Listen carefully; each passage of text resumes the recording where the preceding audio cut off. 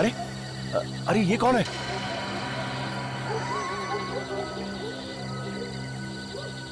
लगता है कोई भिखारी है। चलो चल के देखते हैं।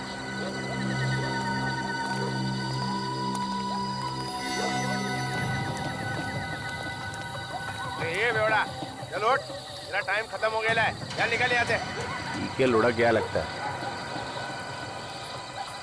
अबे करना क्या है? सीआईडी को फोन करते हैं।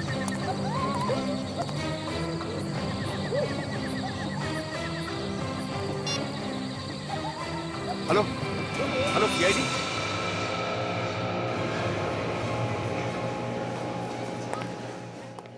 इस मोबाइल के बैटरी ने तो परेशान कर दिया है। पता नहीं ये बैटरी कहाँ मिलेगा।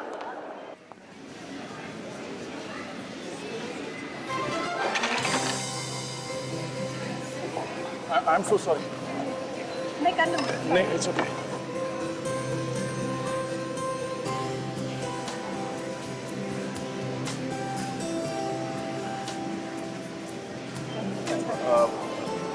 थैंक्स।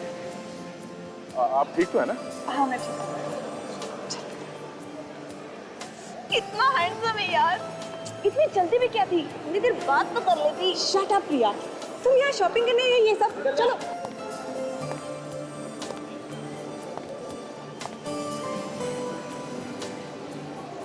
माय गॉड, मैं क्यों आया था यहाँ पे? ओह हाँ, फोन की बैटरी। शायद ये बैटरी ऊपर मिल जाए। हे, ऊपर चलते ना। हाँ चलो। अरे कितना भी शॉपिंग कर लो कम ही होता है ना। एक काम करते हैं, हम उस दुकान में जाते हैं। मुझे बहुत सारी टॉप्स खरीदने हैं। ये वहाँ पे भी जाके देखते हैं ना। ठीक तो? अंशा कुछ हुआ तो नहीं? I'm fine. Okay? चलो चलो। अंशा क्या यार? I'm fine. अंशा। यार बहुत दर्द हो रहा है। तो मोच आ गई है। चलिए आपको हॉस्पिटल लेके चलते हैं, किसी डॉक्टर को दिखाते हैं। चलो आइए। I'll manage। देखो चल। Excuse me. हाँ विजय। क्या? खून? जोर से लगा क्या? कहाँ पे? ओके, ठीक है, मैं पहुँचता हूँ। ओह शिट, मोच आई शायद। अभिजीत, थोड़ी देर हो जाएगी आने में।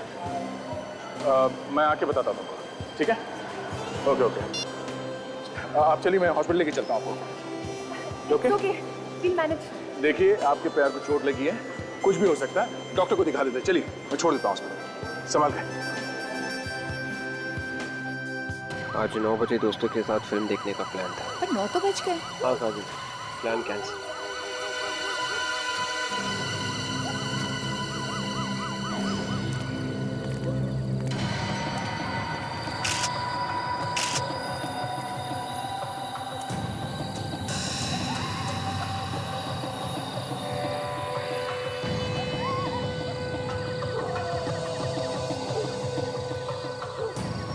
कितने बजे देखा था तुम लोगों ने?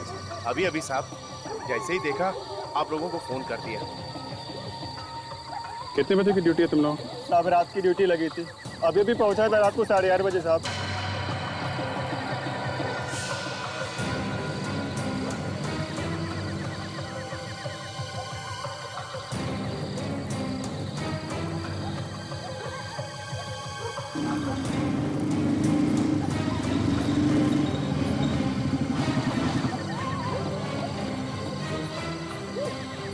आगे तुम ठीक ठाक है? हाँ यार, वो मॉल में एक छोटा सा एक्सीडेंट हो गया था। जिसका एक्सीडेंट हुआ उसे हॉस्पिटल में छोड़ के आया। उसने मारा इस बेचारे का। अभी तक तो पता नहीं चला है, बस खाली यहाँ चेहरे पे नीलापन है। पॉइजनिंग तो नहीं है? नहीं नहीं, ये हाथ और नाखून ये सब तो ठीक ठाक है। इसका नहीं, यहाँ गले में ये देखा कैसा निशान? अजीब सा डिजाइन बना हुआ है। पता नहीं किस चीज से गला घोल दिया। ये है कौन, देखते हैं।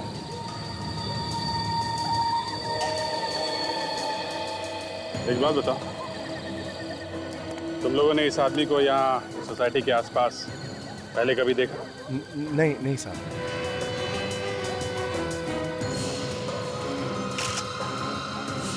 सीनियर सिटीजन अभिजीत आधा सीनियर सिटीजन कार्ड है, नाम है अंशुनाथ, उम्र 63 साल, गवर्नमेंट ऑफिसर, 2007 में रिटायर्ड, एड्रेस भी लिखा है।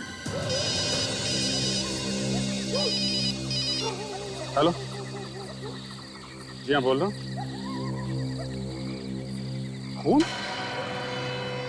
कहाँ पे? पार्किंग लॉट में? ओके ठीक है हम लोग आते हैं। यार एक और खून हो गया। दो खून एक ही टाइम? हाँ काम करो तुम वहाँ पार्किंग लॉट में जाके देखो क्या चक्कर है, तब तक मैं देखता हूँ यहाँ आसपास कुछ सबूत मिलता है क्या। ठीक है चलो।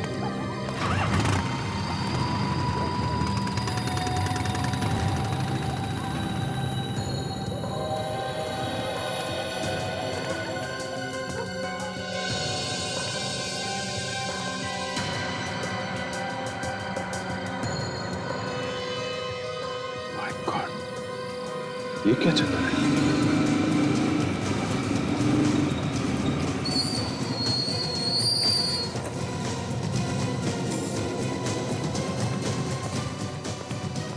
अब थोड़ा दूर खड़े रहिए प्लीज।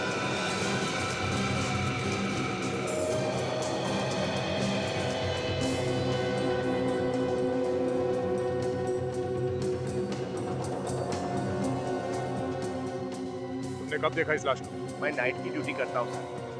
अभी जब राउंड लेने आया तो देखा यहाँ पे ये पड़ा हुआ। एक आदमी का खून हो गया और आपको पता भी नहीं चला। कुछ तो सुना होगा आपने, कुछ तो देखा होगा। मेरा यकीन कीजिए सर, ना कोई चीखा ना चिल्लाया, मुझे कैसे पता चलता?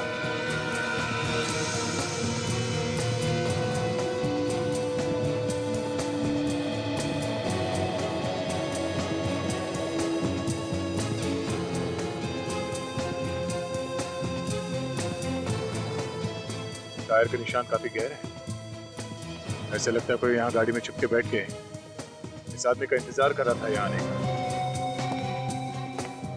इस पार्किंग लॉट में कोई सीसीटीवी कैमरा भी नहीं है।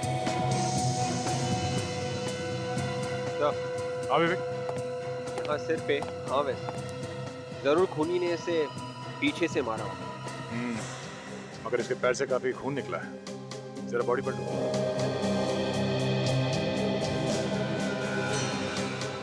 ये तो केशव सर है, इसी बिल्डिंग में इनका ऑफिस है सर। अच्छा देखा विवेक, इसके जान की नस काटी है, शायद इस नस काटने की वजह से इतना सारा खून बह गया और उसी की वजह से इसकी मौत हो गई। मतलब सर खूनी ने इसके पैर की नस काटी और उससे सिर पे भी मारा, मगर कोई ऐसा करेगा क्यों? और इस आदमी ने मरने से पहले चिल्लाया क्यों नहीं होगा? ये बात मेरी समझ में भी नहीं आ रही विवेक, कुछ तो गड़बड़ है इस खून में। अब इसका जवाब तो डॉक्टर सालुंखे ही देंगे।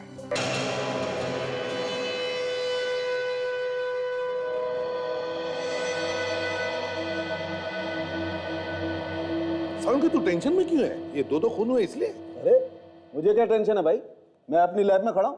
टेंशन होगी आप लोगों को, दो खून हुए, गालियां आप लोगों को ज्यादा पड़ेंगी। ओए सालुंखे, आज तक कभी ऐसे हुआ है कि हमने कोई केस सॉल्व नहीं की? हाँ 2-4 बार तो हुआ। ओए दिमाग खराब मत कर। कब हुआ है? कब हुआ है? तब हुआ है ना जब तुम अपने हाथ ऊपर कर देते हो, कहते हो कि भैया मुझसे अब कुछ नहीं होता है, तब हम पिट जाते हैं। अच्छा मतलब मैं विलन हूं? पहले से ही हो। पहले से ही। बहुत बढ़िया। मतलब अगर अपराधी न पकड़ा जाए तो न पकड़े जाने की माला मेरे गले में, और अगर अपराधी पकड़ा गया तो उसकी तालियां आप लोगों के हिस्से में। बिल्कुल। तो जाइए तालियां बजवाइए, जाइए। अरे अरे यार अरे सालुंखे मेरी बात सुन, मैं ये कह रहा था कि जब तुम हाथ ऊपर करके कहते हो ना कि मुझसे कुछ नहीं होगा, तब हम पिट जाते। ओह अच्छा, thank you very much.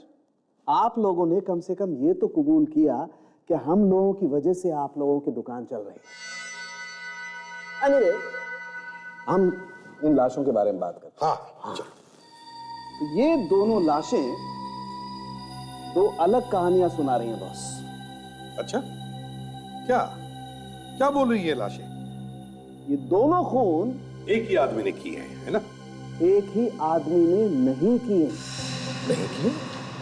Sir ये तो हमें पहले से मालूम है कि इस आदमी का गला घोट के मारा गया है। किसी ऐसी चीज से मारा गया जिसके ऊपर डिजाइन बना हुआ था, वो डिजाइन इसके गले पे आ गया। बिल्कुल दया, खूनी ने अपनी तरफ से बहुत ज्यादा होशियारी दिखाने की कोशिश की। उसे लगा कि कहीं उसकी उंगलियों के निशान इस आदमी की गर्दन पे ना आ जाएं, इसलिए उसने अपने हाथों का इस्तेमाल नहीं किया, किसी और चीज का इस्तेमाल। ये भी तो हो सकता है कि उसमें उतनी ताकत नहीं थी गला घोटने की, जिसकी वजह से उसने किसी और चीज से गला घोट दिया। हो सकता है, ये भी हो सकता है।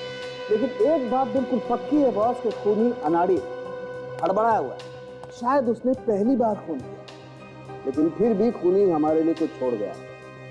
ये इसकी गर्दन पर पड़े हुए निशान, इन निशानों से हम उस चीज तक पहुंच सकते हैं जिससे इसका गला दबा है। और एक बात और, ये खून शाम को 6 बजे से 8 बजे के बीच में किया गया, और ये खून शाम को 8 बजे से रात के 10 बजे के बीच में किया गया। ये भी तो हो सकता था उनके कि उस खूनी ने इस आदमी का 6 और 8 बजे के बीच में खून कर दिया, और फिर दूसरी जगह जाकर इस आदमी का 8 और 10 बजे के बीच में खून कर दिया। नहीं बॉस, मुझे ऐसा बिल्कुल नहीं लगता। मुझे लगता है 2 अलग अलग खूनी। ये वाला खून जिसने किया है वो खूनी एकदम अनाड़ी है, और ये खून जिस खूनी ने किया है वो एकदम प्रोफेशनल है, पहुंचा हुआ। इस आदमी के सिर पर जो वार है, हाँ, इसीलिए मैं कह रहा हूं कि वो एकदम प्रोफेशनल है। पहले उसने इस आदमी के सर पे वार किया ताकि ये बेहोश हो जाए, और फिर बेहोशी की हालत में उसने इसकी जान की नस काट डाली जिससे मर जाए। अगर नस काटनी थी तो गर्दन की नस काट देता वो। दया, जैसे कि आप लोग जानते हैं, गले की नस कटने से इंसान को मरने में 1-2 मिनट लग जाते हैं, जबकि ये पैर की नस जो हमारे दिल से जुड़ी हुई है, इसको कटने से इंसान बस 30 सेकंड में मर सकता है। 2 खूनी, एक अनाड़ी और एक पहुंचा हुआ। कहीं ये दोनों खूनी एक दूसरे को जानते तो नहीं?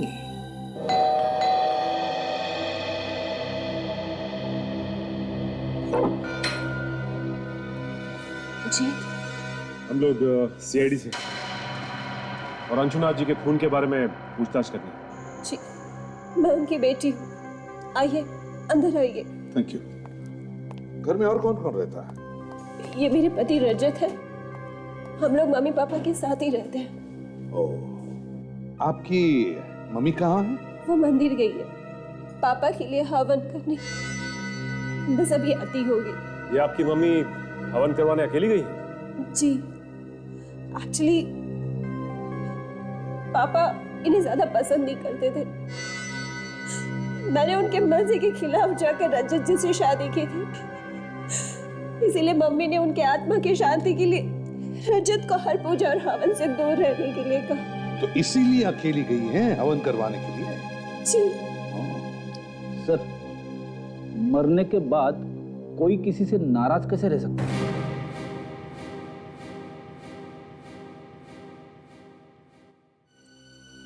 रजत जी, जरा बताइए, कल शाम को 6 और 8 बजे के बीच कहाँ थे आप? मैं? जी हाँ, आप कहाँ थे? लेकिन आप ये सब मुझसे क्यों पूछ रहे हैं? वो इसलिए क्योंकि इनकी पिताजी का, अंशुनाथ जी का खून हुआ है कल शाम 6 और 8 बजे के बीच। सर, आप मेरे पति पे शक कर रहे हैं, वो भी मेरे पापा के खून के इल्जाम में। वो इसलिए क्योंकि आप ही ने बताया था ना कि आपके पिताजी और इनकी बनती नहीं थी। पर सर, कोई बात नहीं बताई। अगर कातिल को पकड़ने में इन्हें इससे कोई भी मदद मिलती है तो पूछने दो इन्हें। सर, कल शाम को 6 और 8 के बीच में मैं अपने दोस्त के साथ एक बार में बैठा था। वहां का बिल शायद अभी भी मेरी बैंक में है, मैं लेके आता हूँ। जल्दी।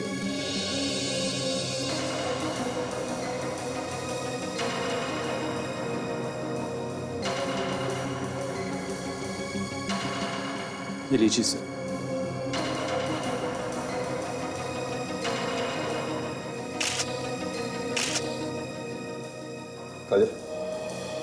एक बात और है, शायद इससे आपको कुछ मदद मिले। बताइए। पापा ने काफी लोगों को पैसे उधार दे रखे थे और उनमें से कोई भी उन्हें पैसे लौटा नहीं रहा था। पापा इस बात को लेके काफी परेशान थे। पैसे उधार दिए थे? किसे? कौन थे वो लोग, जानती हैं आप? वो सब पापा के पुराने दोस्त थे। वो किसी आश्रम में हर फ्राइडे की रात को मिलते थे। अच्छा, कहाँ है ये आश्रम? जी वर्ली की किसी जगह पर है सर। विश्वनाथ जी के पुराने दोस्त जिनको उन्होंने पैसे उधार दिए और फिर हर शुक्रवार को एक आश्रम में मिलते हैं वर्ली में। इस आश्रम में जाकर देखना पड़ेगा।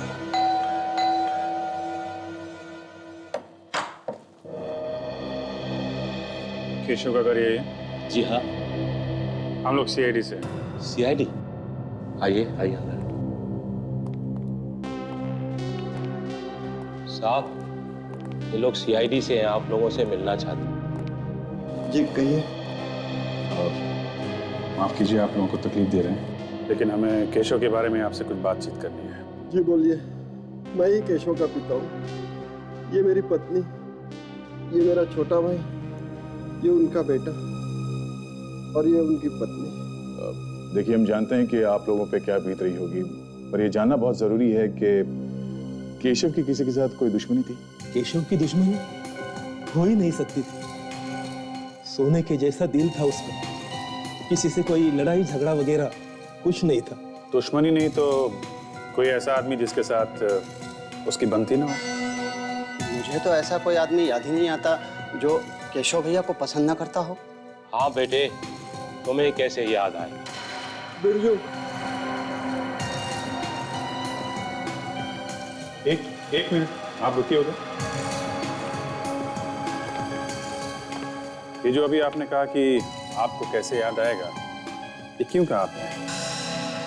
क्यों नहीं याद आएगा इनको? बस ऐसे ही बोल दिया था। नहीं, कोई तो कारण होगा। क्या बात क्या है? केशव जी का इनके साथ रोज किसी न किसी बात पे झगड़ा होता था। किस बात पे झगड़े होते थे केशव के साथ? ऐसी तो कोई बात नहीं थी सर मैं बताता हूँ। कपिल ना केशव के बिजनेस में काफी दखल अंदाजी करता था। ये बात केशव को बिल्कुल पसंद नहीं थी। इसी बात पर कभी कभी बहस हो जाती थी बस। कपिल जी, कल रात 8 से 10 बजे के बीच में आप कहाँ थे? आप मुझ पर शक कर रहे हैं? देखिए, आप इस तरह मेरे बेटे से बात नहीं कर सकते। मैंने सिर्फ एक सवाल पूछा, उसका जवाब दो। कल रात 8 से 10 बजे के बीच में तुम कहाँ थे? मैं कल शाम को अपने दोस्त देवांग के घर पे था। देवांग क्या? लेकिन कल जब अपनी बात हुई थी तब तो तुमने कहा था कि तुम मयूर के यहाँ हो। वो मेरा मतलब है कि मैं देवांग के घर गया जरूर था, पर वो मिला नहीं तो मैं मयूर से मिलने चला गया। अच्छा, इस फैमिली बिजनेस के अलावा ये केशव किसी एड एजेंसी में भी काम करता था? जी हाँ, वो एक एड एजेंसी का मालिक भी था और पिछले काफी दिनों से वो काम को लेकर परेशान रहता था। उसका एक पार्टनर भी है, आलोक। आलोक? ठीक है, इस आलोक से भी मिल लेते हैं।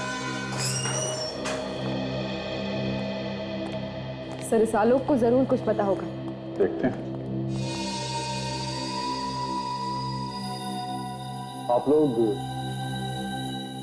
आप मिस्टर आलोक हैं? यस। आप लोग? हम लोग सीआईडी से हैं। आपको तो मालूम ही होगा कि केशव का खून हो गया है। जी हाँ, मुझे मालूम है। बस उसी सिलसिले में कुछ पूछताछ करनी है आपसे। It's such a shock. कल तक जो मेरी बगल वाली कुर्सी पर बैठा करता था, वो अचानक यकीन नहीं होता। केशव के खूनी को पकड़ने के लिए किसी भी तरह की मदद चाहिए, मैं करने को तैयार हूँ। Excuse me sir.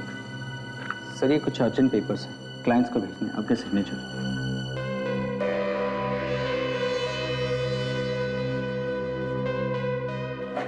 Thank you. Alok ji, आप कल शाम 6 और 8 बजे के बीच में एग्जैक्टली कहाँ पे थे? मैं कल सीधा ऑफिस से जिम चला गया था। तकरीबन रात के 10 बजे तक मैं वहीं था। अगर ये सब आप मुझसे क्यों पूछ रहे हैं? खून का मामला है, जब तक कोई ठोस सबूत नहीं मिल जाता हम सब पे शक करते हैं। अगर मैं केशव के पिता से मिले थे, उन्होंने बताया कि पिछले कुछ दिनों से वो ऑफिस के काम को लेकर काफी परेशान है। ऐसी क्या बात? सर टेंशन किस बिजनेस में नहीं है, कोई छोटी मोटी होगी चीज, मुझे पता नहीं वो किस बात से परेशान है। ऐसे आपका जिम कहाँ है? अंधेरी में। मैं आपको कार्ड देता हूँ, आप चाहें तो वहां जाकर पता कर सकते हैं।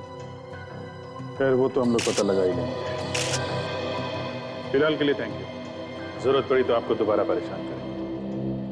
जी जरूर।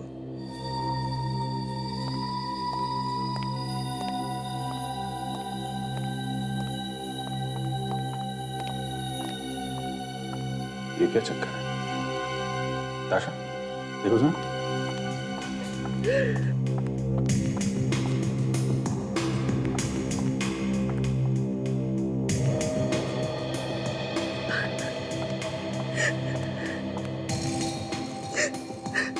एक्सक्यूज मी,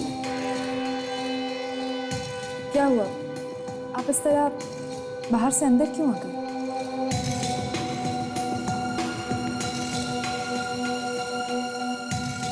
आप काफी परेशान लग रही हैं। देखिए, ऐसी कोई बात हो जो आपको बतानी है केशव के बारे में? केशव और मैं एक दूसरे से बहुत प्यार करते थे और बहुत जल्द हम लोग अपनी शादी की बात अपने घर वालों से करने जा रहे थे।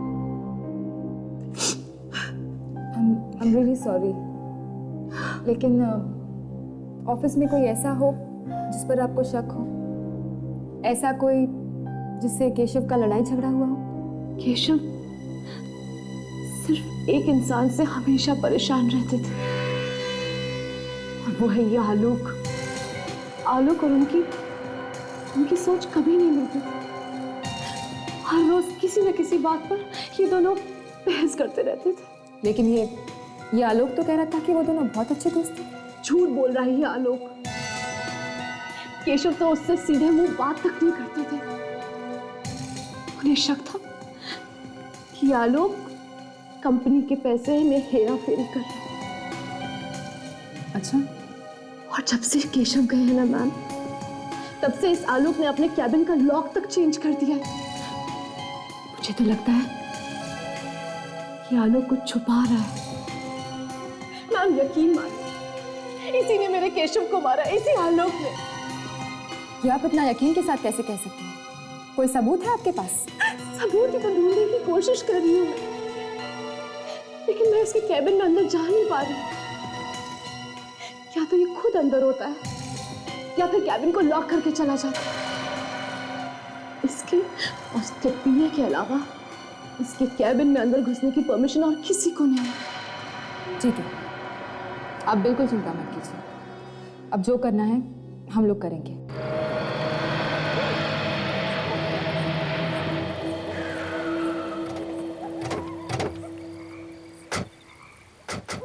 तो यही वो आश्रम है जहाँ अंशुनाथ जी अपने दोस्तों से मिलने हर शुक्रवार की शाम को आया करते थे। रुको, ये आश्रम है। जूते पहन के जाओगे तो पाप लगेगा। हमें जूते उतार के अंदर जाना चाहिए। ठीक, चलो।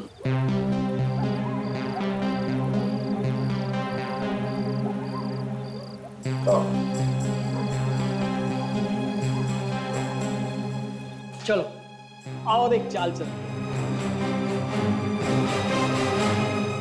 ये सब क्या हो रहा है यहाँ पे? बहुत चालें चल रही। आश्रम के नाम पर अय्याशी हो रही है यहाँ पर।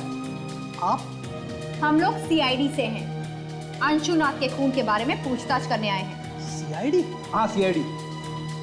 क्लब जैसे माहौल को आश्रम कहते हैं आप लोग? सर जी, हमारे जैसे उम्र के लोग जाएं तो और कहाँ जाएं? हा? हम सब रिटायर्ड लोग हैं। अब अगर घर पर बोलेंगे ताश खेलने जा रहे हैं तो बहू बेटे क्या समझेंगे? हाँ, देखिए, इसीलिए आश्रम का बहाना देकर हम हफ्ते में एक बार यहाँ आते हैं, हंसते हैं, खाते हैं, जीते हैं और कभी कभी पी लेते हैं। वो सब तो ठीक है, लेकिन आपके बीच से आपके एक दोस्त अंशुनाथ जी गुजर गए। आप लोगों ने हफ्ते भर के लिए भी ये हंसना खेलना बंद नहीं किया? भाई उम्र ही ऐसी है, हमने तो सब कुछ देख लिया, अब तो बस जाने के इंतजार में जी रहे हैं। बात तो ठीक कही आपने, पर कम से कम अंशुनाथ जी के खूनी को पकड़ने में आप हमारी मदद तो करेंगे ना? जरूर करेंगे, लेकिन ये अंजुनाथ के मर्डर करने वाले को क्या फायदा हुआ होगा, समझ में नहीं आता। उसके घर वालों के बारे में हम ज्यादा कुछ तो नहीं जानते, पर एक बार उसका दामाद रजत उसका पीछा करते करते यहाँ आया हुआ था। उन दोनों में काफी बहस भी हुई थी। हमें तो पता चला है कि अंशुनाथ जी से आप लोगों ने कुछ उधार पैसे लिए थे जो अभी तक लौटा ही नहीं है। अरे किस उधार की बात कर रही हैं आप? हाँ, अरे हमने तो अपने सारे बच्चों की शादियां करवा दी हैं और हम सब खुशी खुशी रिटायर हो चुके हैं। हमें कोई भी पैसों की जरूरत नहीं है। अंशुनाथ को बड़ा दांव खेलने की बहुत आदत थी। जब भी उसे हम रोकते थे तो कहता था सारी जिंदगी पैसा कमाने में निकल गई, अब खर्च करने का मजा ले रहा हूं। सही कह रहा है। अब बड़े दांव में जीत तो बड़ी होती है, लेकिन हार भी बड़ी होती है। वो बहुत बार गेम में पैसे हार चुका था। शायद इसी बात को छुपाने के लिए उसने घर वालों से झूठ बोला होगा। तो ये बात है। ठीक है, अगर हमें आप लोगों की दोबारा जरूरत पड़ी हम आपको याद करेंगे। जी।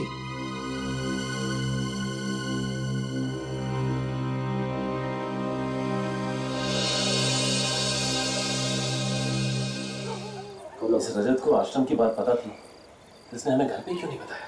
हाँ, अगर पहले बता देता तो जूता उतारने की बेवकूफी ना करते। सब हो ना हो, ये रजत हमसे जरूर कुछ ना कुछ छुपा रहा है।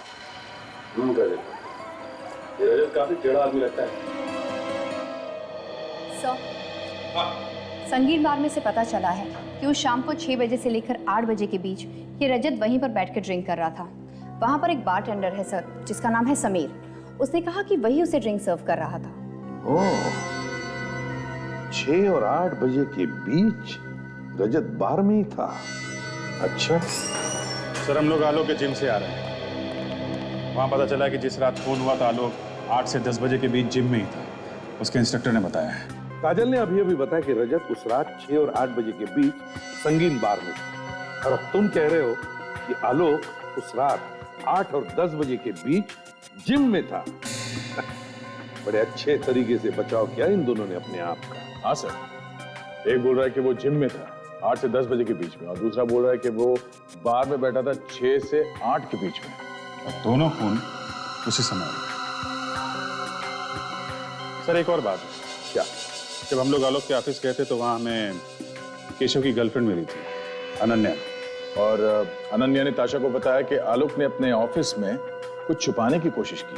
केशव की गर्लफ्रेंड अनन्या ने बताया कि आलोक अपने ऑफिस के कैबिन में कुछ छुपाने की कोशिश कर रहा है। क्यों? और उसने ये भी बताया सर कि केशव की मौत के बाद आलोक ने कैबिन के ताले बदल दिए। उसके बाद कोई भी आ जा नहीं सकता सिवाय एक आदमी। कौन? कौन है वो? सर आलोक का पीए, सिर्फ वही कैबिन में आ जा सकता है। तो जब तुम लोग उसके ऑफिस में गए तब उसके कैबिन में गए थे? नहीं सर, एक्चुअली आलोक हमें केबिन के बाहर ही मिला। गड़बड़ है, अभी कुछ तो गड़बड़ है। ऐसी कौन सी चीज है जो ये आलोक सबकी नजरों से छुपाना चाहता है? इसके कैबिन की तलाशी लेनी चाहिए। अगर सीधे उंगली से घी नहीं निकला तो टेढ़ी उंगली से निकालो। पंचायत चल रहा है, ज्यादा लोग दिख नहीं रहे हैं, सावधानी से काम कर लेना, इसी बीच में करना है, समझे? रेडी हो ना? सर, सामने जो आदमी आ रहा है वो आलोक का पीए है सर। उसके पास आलोक के कैबिन की चाबी होगी जिससे दरवाजा खुलेगा। चाबी दिख रही है, उसके कमर पे लटकी हुई है। तो पीछे जाओ।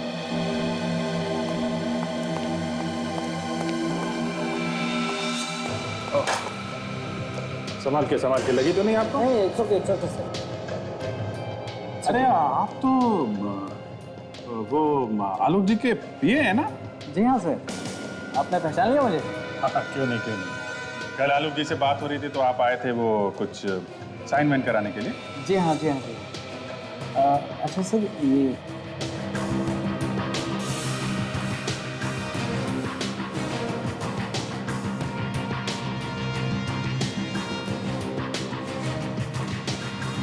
उन्होंने थोड़ी ना सोचा होगा कि पार्किंग लॉट में कोई बैठा हुआ है, उनका खून करने के लिए उनका इंतजार कर रहा है।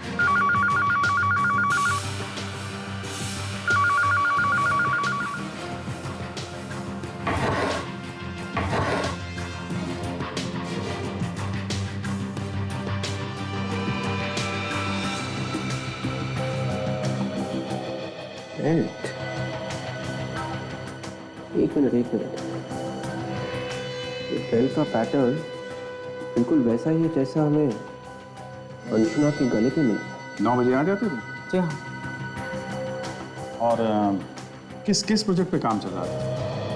अभी तो फिलहाल दिवाली के लिए कुछ खास ऐड डिजाइन कर रहे थे, वो खत्म होते ही क्रिसमस और न्यू ईयर के लिए कुछ प्लानिंग चल रही है। वैसे केशव सर ने एक अभी फ्रेश ऐड बनाया था। नहीं मत बताना टीवी में देखूंगा ना फ्रेश तो अच्छा लगेगा। वैसे भी मेरा काम हो गया है। आपका काम मतलब? नहीं हो गया, जो पूछना था वो हो गया। अच्छा। आप जरूरत पड़ेगी तो आपसे दोबारा मिल लूंगा। Most welcome sir, no problem. ये कार्ड आपका गिरा है क्या? हाँ उठा लीजिए।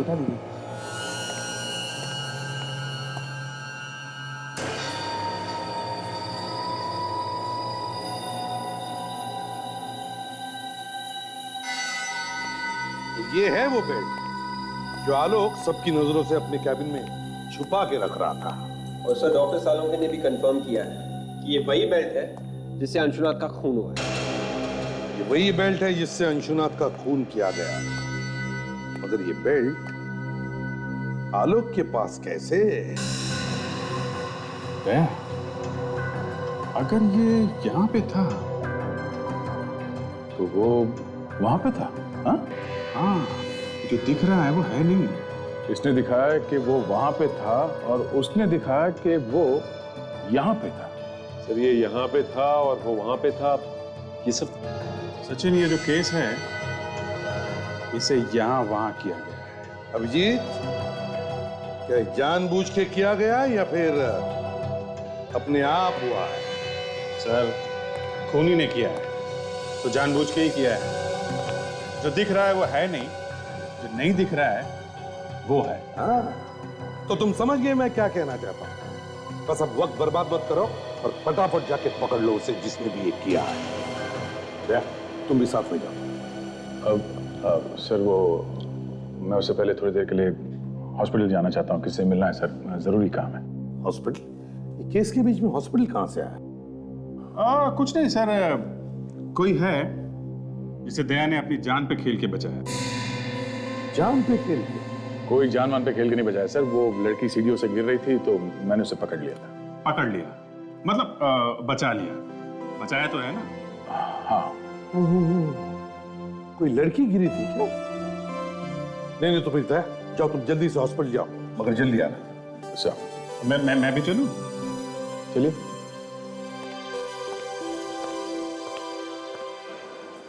अच्छा तो यहाँ पे है तुम्हारी अंशा। सिर्फ अंशा अभिजीत, कोई मेरी अंशा नहीं। और प्लीज अंदर कुछ इधर उधर की बातें मत कर देना। मैं तुम्हें कल लेने जरूर आऊंगा। ठीक है, बाय। नहीं मैं क्या बोलूंगा, तुम लोग बातें करना, मैं तो देखता रहूंगा। अंदर चलो तो सही।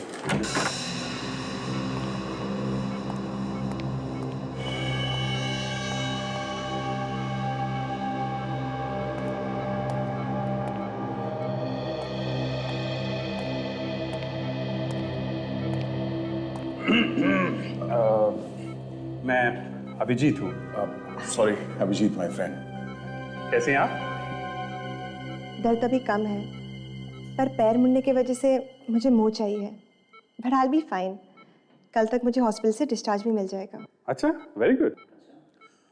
वो डॉक्टर ने एक्सरे वगैरह देख लिया ना? He is fine with it. I will be fine. Okay. अच्छा ये जो अभी आपसे मिलके गए वो कौन थे? वो मेरी फ्रेंड है प्रिया।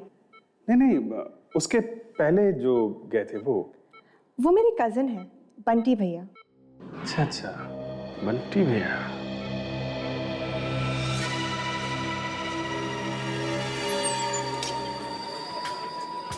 वो रहा समीर वही बार्टेंडर है जिससे हम उसे मिले थे। उस रात जब रजत यहाँ आया था और अंशुनाथ का खून हुआ था, समीर ही यहाँ।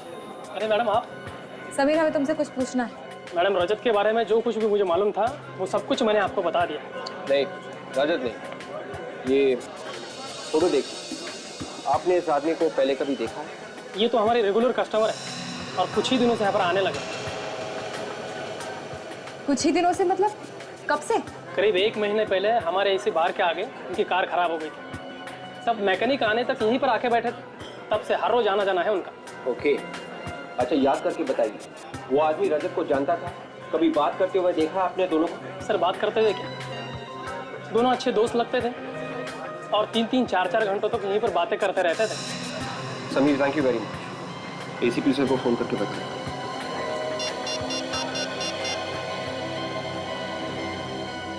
हेलो सर, आपका शक बिल्कुल सही निकला। सर मैं केशव के खूनी को किसी भी कीमत पर सजा दिलवाना चाहती हूँ और उसके लिए मैं आपकी हर तरीके से मदद करने के लिए तैयार हूँ। गुड।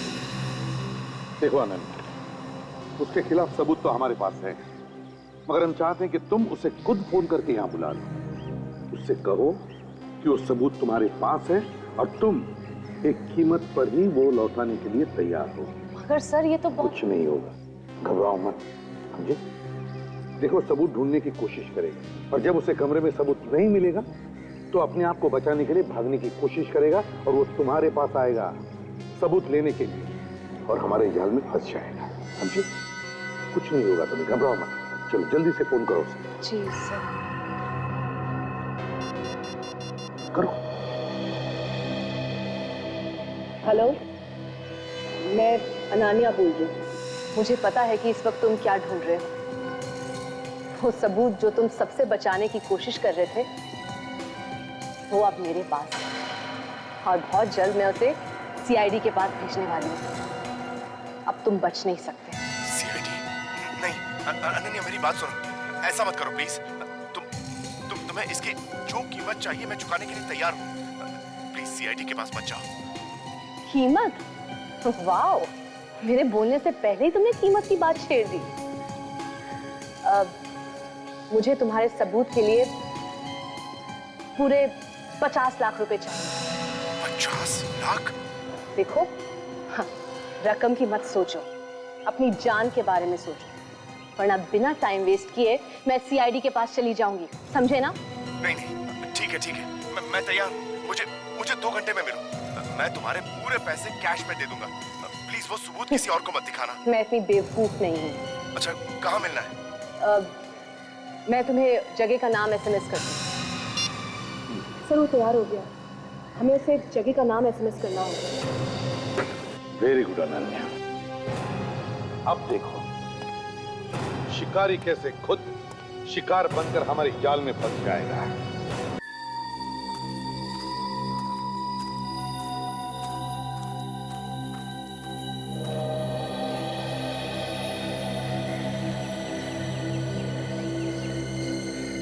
मेरे पैसे लाए हो? तेरे समझ गए।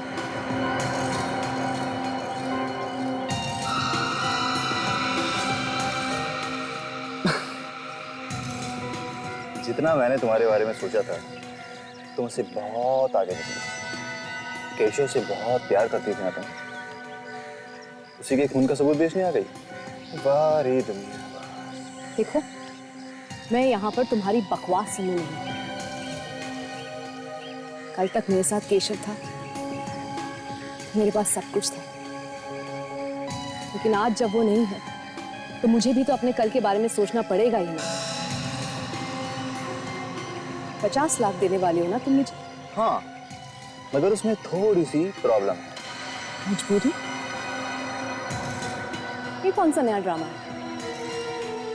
देखो, वैसे भी बहुत कुछ हो चुका है। 50 लाख देने को तो मैं तुम्हें अभी दे सकता हूँ, मगर मुझे इस चीज पर यकीन नहीं कि 50 लाख रुपए लेकर तुम सीधे सीआईडी के पास चली जाओगे। मेरा सारा राज तो खुल चुका ना तुम्हारे सामने, क्यों?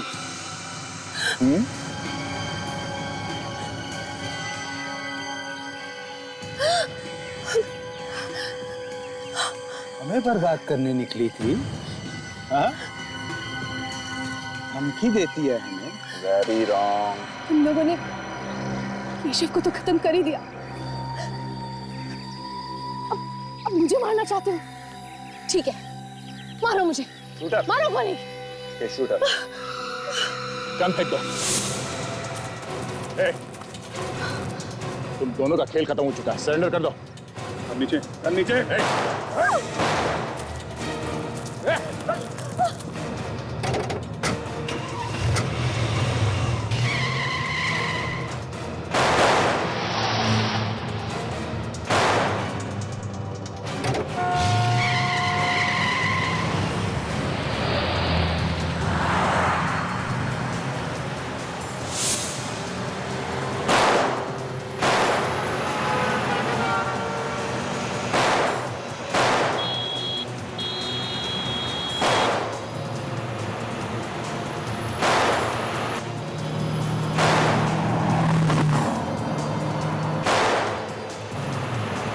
आखिर लड़की ने फंसा ही दिया ना। ओह माय गॉड, क्या हुआ? लगता है टायर पंचर हो गया। टायर पंचर हो गया? हाँ, क्या बात कर रहे हो?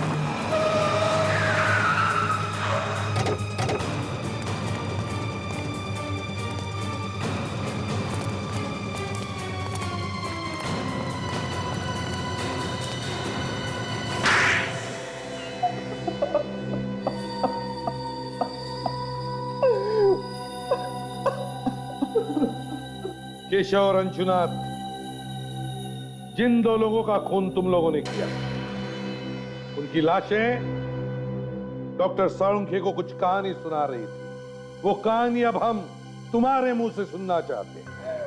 पर हमने तो कुछ किया ही नहीं है, बिना वजह हमें फंसाया जा रहा है। दो खून करके चुपचाप बैठा है कुंडली मार के, सोचता किसी को कुछ पता नहीं चलेगा है? तुम्हारे पास सिर्फ एक ही लाइफलाइन बची है। कौन सी? सच बोलने की लाइफलाइन। सच बोलने की लाइफलाइन? हाँ, सच बोल, सच। सच के अलावा कुछ नहीं सुनेंगे हम लोग। मगर मेरी तो कोई गलती नहीं है। चुप, कुछ बोलना मत रजत। मैं और नहीं झेल सकता, मुझसे अब कुछ नहीं होगा। मुंह खोलोगे तो मारे जाओगे। ये क्या बोलेगा? इसके पास तो एक भी लाइफलाइन नहीं बची है। मैं सब कुछ भूल गया हूँ, मुझे कुछ याद नहीं है। हो, बेचारा सब कुछ भूल गया है। चलो हम तुम्हें याद दिलाते हैं। दया, जरा दिलाओ याद इसे।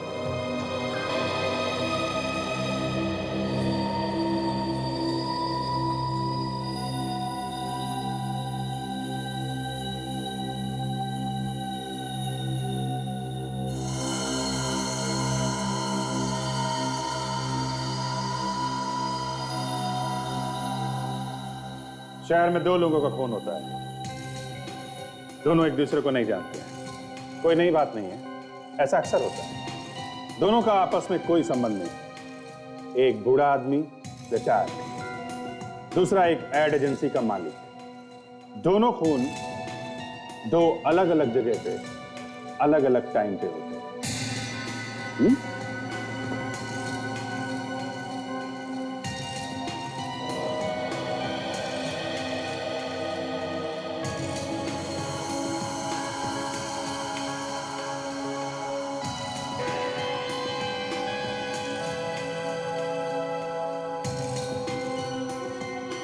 और शक दो लोगों पे जाता है। रजत, जिसे बिल्कुल पसंद नहीं है कि अंशुनाथ पैसा उड़ाता है। आलोक कंपनी में से पैसों की चोरी करता है और इसलिए केशव उस पे केस करने वाला था। मतलब ये दोनों खून पैसों के लिए हुए। और सबसे मजे की बात यह है सर, जब अंशुनाथ का खून हुआ तब रजत अपने दोस्त के साथ बार में बैठ के दारू पी रहा था। रजत ने अपने आप को बहुत अच्छी तरह से बचा लिया सर। और ये आलोक भी जिम में अपनी बॉडी बना रहा था जब केशव का खून हुआ, इसलिए दोनों ही बच गए। अब पकड़े तो पकड़े किसे? मगर तभी ये बेल्ट मिल गई। ये बेल्ट आलोक हमें तुम्हारे केबिन से मिली, जिसमें वही डिजाइन बनी हुई है जो बदकिस्मती से अंशुनाथ के गले में थी। सच बात तो यह है कि तुम दोनों ने आपस में अपनी पीठ थपथपाई है। लेकिन एक बात समझ में नहीं आ रही है, तुम दोनों मिले कैसे? संगीन बार में। संगीन बार में? इसकी बातों में आ गया था सर। और मैंने अपने हाथों से केशव को मार डाला। मुझसे गलती हो गई, प्लीज मुझे माफ कर दीजिए। वाह, और इन दोनों ने आपस में मिलके एक दूसरे का काम कर दिया सर। 6 और 8 बजे के बीच में आलोक ने अंशुनाथ का खून किया, उसके बाद वो खुद जिम में गया, वहां पे कसरत करने में जुट गया। और 8 से 10 के बीच में तुमने केशव को मार दिया और किसी को शक ना हो इसके लिए सबके सामने बैठ के दारू पीने लगे। हा? पर सर इन दोनों ने एक दूसरे के लिए खून किया क्यों? क्योंकि विवेक किसी को भी शक नहीं होगा। तू मेरा काम कर, मैं तेरा काम करूंगा, दोनों भी गुनहगार। दोनों अगर एक दूसरे के खिलाफ कुछ बोलेंगे तो दोनों भी फंस जाएंगे। सर प्लीज मुझे माफ कर दीजिए, मुझसे गलती हो गई, मुझे माफ कर दीजिए प्लीज। अब जिंदगी भर जेल में बैठकर माफी मांगोगे ना तो भी तुम्हें कोई माफ नहीं करेगा। मगर सर एक बात समझ में नहीं आई, आलोक ने सबसे छुपाकर इस बेल्ट को अपने ऑफिस में क्यों रखा था? रजत पे मुझे भरोसा नहीं था, इसीलिए इस सबूत को मैंने अपने पास रखा था। पता नहीं ये सबूत आप लोगों के हाथ कैसे लग गया। ये बेल्ट हमारे हाथ कैसे लगा, ये सोचते बैठना जेल में तब तक जब तक फांसी का ऑर्डर नहीं आता।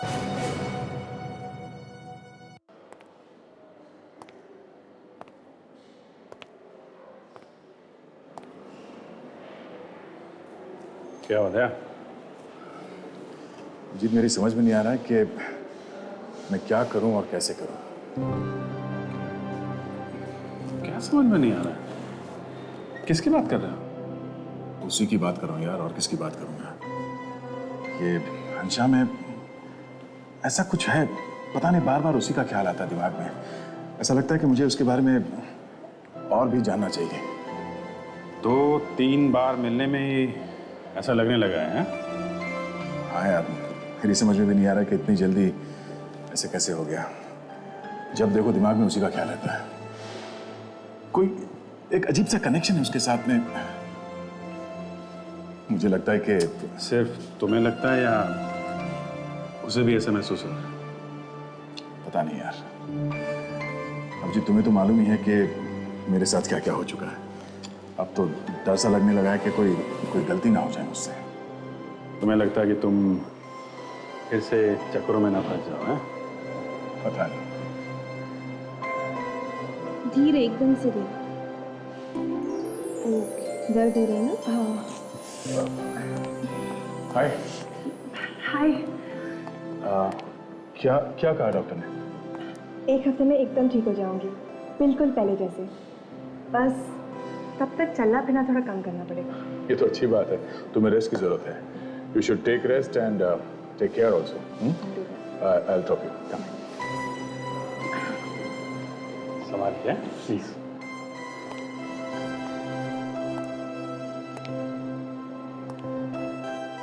धीरे से। बाहर जाना। बहुत ज्यादा दर्द हो रहा है? नहीं, हल्का हल्का।